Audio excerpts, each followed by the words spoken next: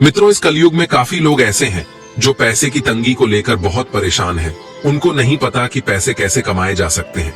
आज के इस वीडियो में हम आपको पैसे कमाने की ऐसी 4 बातें बताएंगे जो स्वयं माता पार्वती ने देवर्षि नारद को बताई थी। लेकिन उससे पहले आप सभी से हाथ जोड़कर एक निवेदन है कि आप सभी लोग अगर चैनल पर नए हो तो चैनल को सब्सक्राइब अवश्य कर लें ताकि हमें थोड़ा सा मोटिवेशन मिल सके। तो चलिए हम आपको वीडियो में आगे की प्रस्तुति बताते हैं। मित्रों, एक बार की बात है, देवर्षि नारद नारायण करते हुए आकाश लोक से जा रहे होते हैं। तब वह अपने मन में सोचते हैं, अगर मैं ऐसी 4 बातें जान जाऊं जिसे धरती लोक पर जाकर जो लोग गरीब हैं मैं उनकी सहायता कर सकूं और वह धन कमा सके और अपने जीवन में सुखी रहे। लेकिन मुझे यह बातें बताए कौन? नारद जी ये सोच ही रहे थे, तभी उनके मन में ख्याल आया, क्यों ना हम यह बात स्वयं माता पार्वती से पूछ लें। तब देवर्षि नारद नारायण करते हुए कैलाश पर्वत पर गए, जहां माता पार्वती एक पत्थर पर विराजमान थी। वहां जाकर देवर्षि नारद ने पूछा, हे माता, मुझे आपसे धनवान बनने के 4 तरीके जानने हैं।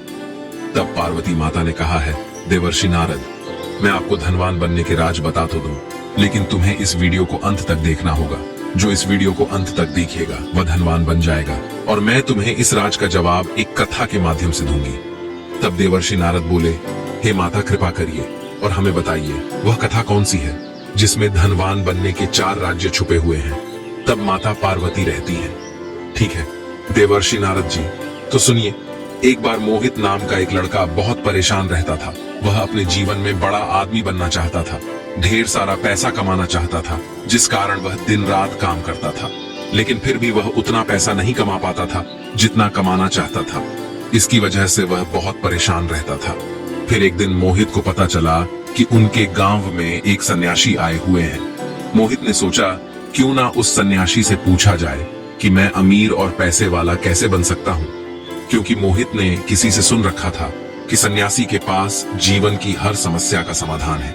इसीलिए वह दौड़ता दौड़ता उस सन्यासी के पास पहुंच जाता है और उनके पैरों में गिरकर उन्हें अपनी सारी बातें बताने लगा। वह सन्यासी से कहने लगा कि हे सन्यासी, कृपया मुझे बताएं कि मैं धनवान कैसे बन सकता हूँ। मुझे जल्दी से जल्दी धनवान बनकर जिंदगी जीनी है। उस सन्यासी ने मोहित की बात सुनी और मुस्कुराकर बोले, हे पुत्र, अगर तुम सच में अमीर बनना चाहते हो तो मैं तुम्हें एक कथा सुनाता हूँ। उसमें तुम्हें कुछ ऐसी बातें पता चलेंगी जिन्हें जानकर तुम आसानी से धनवान बन जाओगे। माता पार्वती नारद जी से कहती है, हे नारद जी। वह सन्यासी बोला, एक गांव में एक बड़ा ही चतुर नाई रहता था। उसकी एक पंडित से गहरी दोस्ती थी। दोनों पूरा दिन साथ साथ में रहते थे। पंडित जी की जीविका लोगों के घर बुलाने पर ही चलती थी, जिसे उन्हें थोड़ा सा धन मिल जाता था और खाने का सामान भी। एक बार ऐसा समय भी आया कि काफी दिन बीत गए थे, पर किसी जजमान ने उन्हें नहीं बुलाया। अब तो उनके आगे रोजी रोटी का संकट खड़ा हो गया। परिवार को कैसे पाले, ये समस्या बनी हुई थी। माता पार्वती आगे कहती है, हे देवर्षि नारद जी, एक दिन नाई ने पंडित से कहा कि अपना धंधा तो चल नहीं रहा, क्यों ना हम लोग परदेश चले। परदेश में कोई छोटा मोटा काम करके धन कमाएंगे। नाई तैयार हो जाता है। उसके बाद वह दोनों थोड़े से पैसे लेकर वह दोनों परदेश की ओर जाने लगे। इसके साथ ही नाई ने अपने औजार की पेटी रख ली। एक मोटी सी रस्सी, एक दही से भरी मटकी, एक ढोल और साथ में कुछ सिक्के लेकर चलने लगा। पंडित जी ने पूछा, नाई भाई, आप इतनी सारी चीजों को साथ लेकर क्यों व्यर्थ में भार बढ़ा रहे हैं? दही तो चलो खाने के काम आ जाएगा, परंतु इस रस्सी और ढोल का क्या करोगे? ये तो व्यर्थ है। इसे ले जाते जाते हम व्यर्थ थका जाएंगे। इन्हें यही छोड़ दो। नाई कहने लगा, अरे पंडित, यहाँ कोई भी चीज व्यर्थ नहीं होती, बस उसको सही समय पर इस्तेमाल करना आना चाहिए। कई बार हम लोग कुछ चीजों को व्यर्थ समझकर फेंक देते हैं या उनका सही समय पर इस्तेमाल नहीं कर पाते, इसीलिए वह हमें व्यर्थ लगती है। पंडित ने सोचा, चलो ठीक है, जब भी मनोरंजन करने की इच्छा होगी तब ढोल बजा लिया करेंगे। फिर इस प्रकार नाई और पंडित शहर जाने लगे। चलते चलते रास्ते में उन्हें एक भालू का बच्चा दिखाई दिया। नाई ने उस भालू के बच्चे को पकड़कर अपनी थैली में रख लिया। पंडित कहने लगा, अरे नाई भाई, अब इस भालू के बच्चे का क्या करोगे? खुद के खाने का तो इंतजाम है नहीं, इसे कहां से खिलाओगे? नाई बोला, कोई बात नहीं, इसे मैं संभाल लूंगा, आप बस साथ चलिए। यदि कोई ग्राहक मिलेगा तो उसे बेचकर कुछ पैसे बना लेंगे। इस प्रकार पंडित को समझाकर वह दोनों शहर के नजदीक पहुंच गए। माता पार्वती जी ने आगे कहा, हे देवर्षि नारद जी, शहर में पहुंचने के बाद उन्हें पता चला कि यहाँ का जो राजा है उसके पुराने महल में रात को एक राक्षस आ है जो महल में रहने वाले लोगों को खा जाता है। अब तक उस राक्षस ने हजारों लोगों को खा लिया है। राजा ने पूरे शहर में यह ढिढोरा पिटवा रखा था कि जो कोई उस महल में ठहरकर राक्षस को मार डालेगा या भगा देगा तो राजा उस बहादुर व्यक्ति से अपनी बेटी का विवाह कर देगा और आधा राज पाठ भी उसे दे देगा।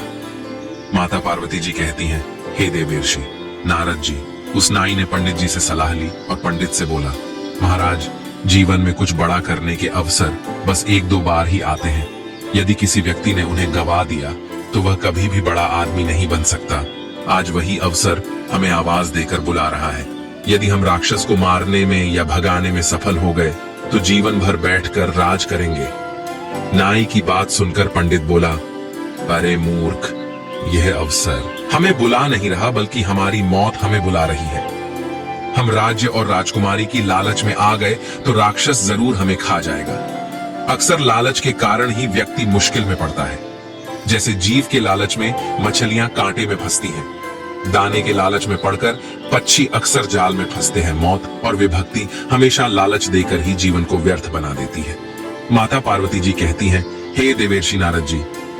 वह पंडित आगे कहता है, जो बुद्धिमान व्यक्ति होते हैं वह इस तरह के लालच में कभी नहीं पड़ते। कहीं मेहनत मजदूरी करके खा कमा लेंगे, कम से कम जीवन तो सुरक्षित रहेगा। इतने में नाई कहने लगा, अरे महाराज, आपने तो एक बात को सुना ही होगा कि नदी पार वही करते हैं जो उसमें तैरने की हिम्मत रखते हैं, जो नदी में उतरते हैं। नदी के किनारे पर खड़े रहने वाला व्यक्ति कभी नदी को पार नहीं कर सकता। ऐसे व्यक्ति बड़े होने का सपना तो देख सकता है पर बड़ा नहीं बन सकते। बड़ा बनने के लिए रिस्क तो उठाना ही पड़ेगा। माता पार्वती जी कहती हैं, हे देवर्षि नारद जी।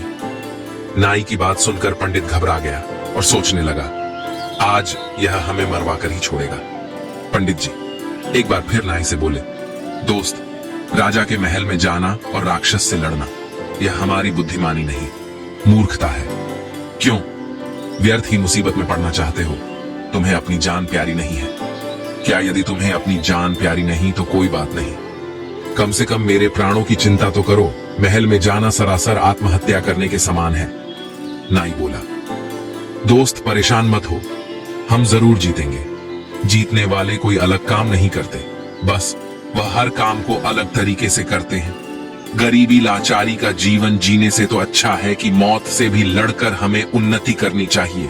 दरिद्रता का जीवन वैसे भी मृत्यु के समान होता है, मरना तो वैसे भी एक ना एक दिन है। हिम्मत और बुद्धिमानी से काम लेने पर कठिन से कठिन सफलता भी पाई जा सकती है। हम पूरा जीवन मेहनत करें तो भी इतना पैसा नहीं कमा सकते कि हम राजा बन जाएं। थोड़ी सी हिम्मत करके किस्मत आजमाने में क्या जाता है। माता पार्वती जी कहती हैं, हे देवर्षि नारद जी। नाई की बात सुनकर पंडित का भ्रम दूर नहीं हुआ। फिर भी नाई ने कहा, शायद आप यह उचित नहीं समझते हैं जो धन अत्यंत संघर्ष करने पर प्राप्त हो, शत्रु के आगे सर झुकाने से प्राप्त हो, अपमान सहन करने से प्राप्त हो, जिसमें जान का खतरा हो, धर्म का उल्लंघन करने से प्राप्त हो, उस धन में मन नहीं लगाना चाहिए। माता पार्वती जी कहती हैं, हे देवर्षि नारद जी। अब पंडित डरते हुए नाई के साथ चलने को तैयार तो हो गया, पर हिम्मत साथ नहीं दे रही थी। नाई और पंडित राजा के दरबार में पहुंचे और कहा, महाराज, हम आपके महल से राक्षस को भगाएंगे। उस दिन शाम का भोजन उन दोनों ने राजा के यहाँ ही किया। तरह तरह के ऐसे पकवान जो जीवन में पहली बार खा रहे थे, उन दोनों को खाने में बड़ा ही आनंद आ रहा था। उसके बाद वह दोनों राजा के पुराने महल में चले गए। माता पार्वती जी कहती हैं, हे देवर्षि नारद जी। वहां पहुंचकर सबसे पहले उन्होंने महल की सारी खिड़कियां, सारे दरवाजे बंद कर लिए और आपस में बातचीत करने लगे। नाई पंडित से कहने लगा, आज हम जान हथेली पर रखकर इस महल में आए हैं, ऐसे में हम लापरवाही बिल्कुल नहीं कर सकते। विद्वान लोग कहते हैं मनुष्य को भय से उस समय तक ही डरना चाहिए जब तक कि वह भय से दूर हो। जब उसका सामना करना पड़ जाए तो फिर बिना डरे उससे भिड़ जाना चाहिए। इसी में उसकी भलाई है। हम लोग एक काम करते हैं, पहले आधी रात तक जाग कर मैं पहरा देता हूं, तब तक तुम आराम से सो जाओ और आधी रात के बाद तुम जागना और मैं सो लूंगा। पंडित ने कहा, ठीक है, और फिर वह सो गया। अब नाई जाग कर राक्षस के आने का इंतजार करने लगा। इधर जब राक्षस के आने का समय हुआ तब वह महल के दरवाजे बंद देखकर दरवाजा खटखटाने लगा। माता पार्वती जी कहती हैं, हे देवर्षि नारद जी, वह राक्षस कहने लगा, मेरे महल में आज मुझसे पहले कौन घुसकर सो गया है? दरवाजा खोल दो वरना मैं दरवाजा तोड़ दूंगा।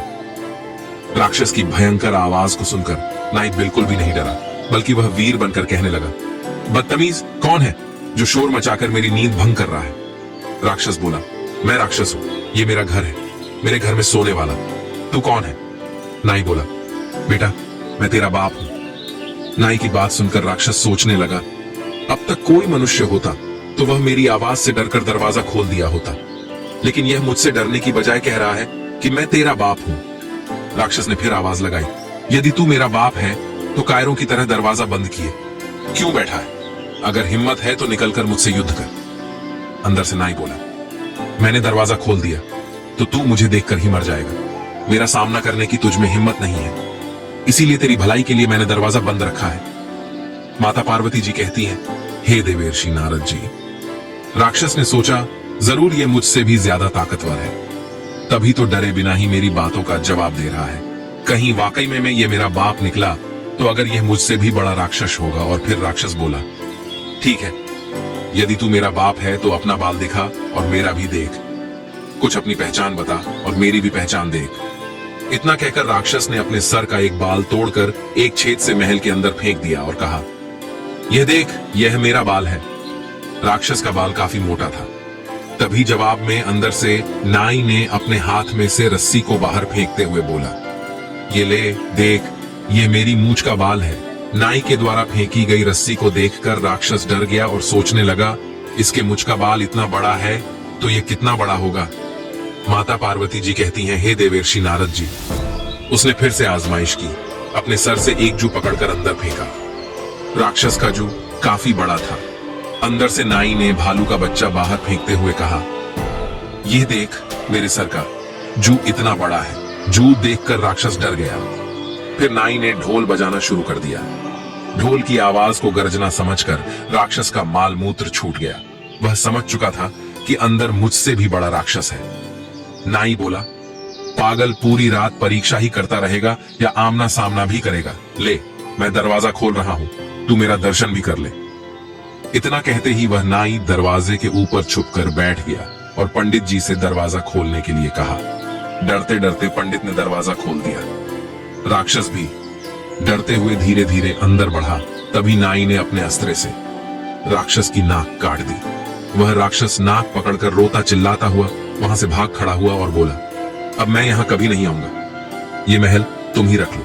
नाई बोला, खबरदार आना भी मत, अगर आया तो अगली बार तुझे जिंदा नहीं छोड़ूंगा। माता पार्वती जी कहती हैं, हे देवर्षि नारद जी, इस तरह सदा के लिए वह राक्षस महल छोड़कर चला गया और राजा की बेटी से उस नाई का विवाह हो गया। उसने अपने दोस्त पंडित को अपना मंत्री बना लिया। राजा के रूप में नाई अपने मंत्री पंडित से कहता है कि इन 4 बातों को हमेशा ध्यान में रखना, तुम कभी गरीब नहीं रहोगे। पहली बात, अवसर को पहचानना चाहिए, उसे पकड़ने का प्रयास करना चाहिए और जो उसके पास है उसे व्यर्थ की चीज ना समझकर सही समय पर इस्तेमाल में लेना चाहिए। दूसरी बात, हिम्मत के साथ बुद्धिमानी से काम लेना चाहिए। बिना बुद्धि बल के सहायता से सुअरवीर भी हार जाते हैं। बुद्धि का उपयोग करके मनुष्य छोटा होकर भी बड़े बड़ों को पराजित कर सकता है। तीसरी बात, हमेशा सोच बड़ी रखो, छोटा सोचने वाला कभी बड़ा नहीं बन सकता। कहते हैं जब सोच बड़ी होगी तो ही व्यक्ति बड़ा काम उठाता है। चौथी बात, अमीर बनने के मार्ग में यह 5 चीजें बाधाएं बनती हैं। 1 लापरवाही, 2 बीमारी, 3 संतोष, 4 बुजदिली, 5 अपनी जन्मभूमि से प्यार। माता पार्वती जी कहती हैं, हे देवर्षि नारद जी, उस सन्यासी ने मोहित से कहा कि यदि इन बातों को तुमने ठीक से सोच और समझ लिया तो जीवन में कभी किसी का मुंह नहीं देखना पड़ेगा। आप धीरे धीरे धनवान बनते चले जाओगे। सन्यासी की सारी बातें मोहित के समझ में आ गई थी। उसके बाद मोहित ने अपने जीवन में उन 4 बातों को अपनाया और वह धीरे धीरे धनवान बनता चला गया। माता पार्वती जी कहती हैं, हे देवर्षि नारद जी, अब तो आपको सारी बातें समझ में आ ही गई होगी कि इंसान को अमीर बनने के लिए वह 4 कौन सी बातें हैं जिन्हें ध्यान में रखना चाहिए। तब देवर्षि नारद बोले, हे माता, मुझे वह चारों बातें पता चल चुकी हैं। आपको कोटि कोटि प्रणाम जो आपने मुझे इस अमोघ ज्ञान को मुझे प्रदान किया। दोस्तों, अगर आप भी अमीर बनना चाहते हैं तो बस इन 4 बातों को गांठ बांध लीजिए। उसके बाद आपको अमीर बनने से कोई नहीं रोक सकता। मित्रों, आपको हमारी यह कथा कैसी लगी हमें कमेंट में अवश्य बताएं और इस वीडियो को अपने मित्रों के साथ शेयर करें। कमेंट में राधे राधे जरूर कमेंट करना।